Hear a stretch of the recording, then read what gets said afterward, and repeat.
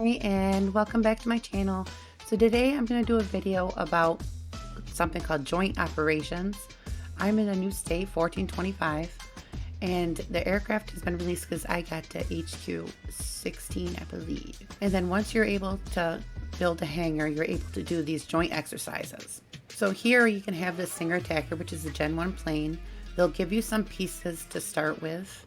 The amount you'll need for each subsequent level increases dramatically, but you don't need to have it that upgraded in order to start doing these joint exercises. So just upgrade it as much as it tells you need to, and once I got the first part to level 8, the third one would open. And then I ran out of parts, so we're just gonna start the joint exercises, and I'll show you how I do it. So tap joint exercises right there. Solo assault is the solo part. Coordinate operation is when you have a team for your alliance. And then it starts at level 1, but I've already gone through a little bit. Once you have finished them and tap them, they'll say clear. The gold ones are special. You can actually request help by your alliance if your aircraft is not strong enough. And then in the alliance chat, it'll show solo assault help. And then once someone offers to help you, you have to confirm.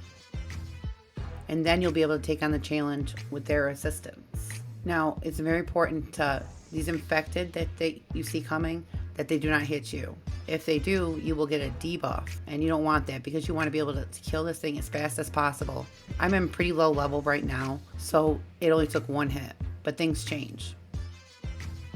And then you can see here there are crates that give you extra parts for your plane to upgrade it as you go. So we can collect all these, and then let's go see if that'll help us any. I always like to keep them at similar levels, especially when you start out. Once you get further along, then I focus on hunter lethality and infantry health before everything else.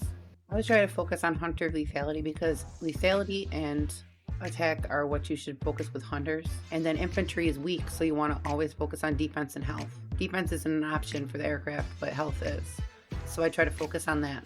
And you can see right there that my recommended rating is now higher than what is required, so I can actually tap quick clear and it'll automatically give me all the parts I'd win if I completed the stage. Same with 12.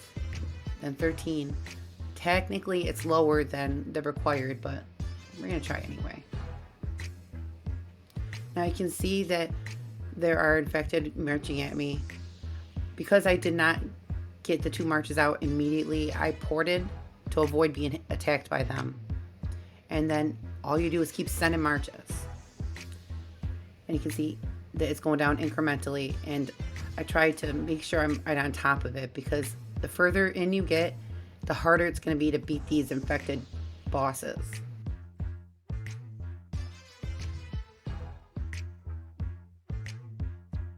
And there you go. And even at the end, if I'm not sure if I'm going to kill the infected with the 1 march, I'm going to send both anyway. Because I have lost levels because it left 1% left because I didn't send the 2nd march. Now I'm going to skip ahead in the video to a much stronger infected boss.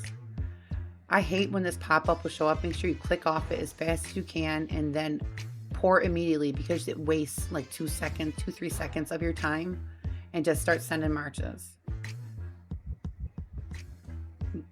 Usually you can send off 2 marches and have them hit before the infected hit you, but when that pop-up comes up, that eliminates that option. And you just keep sending 2 at a time, and I always try to have the attack panel up. That way, when I see at the corner of my eye that the march is returned, I can immediately send it right back out.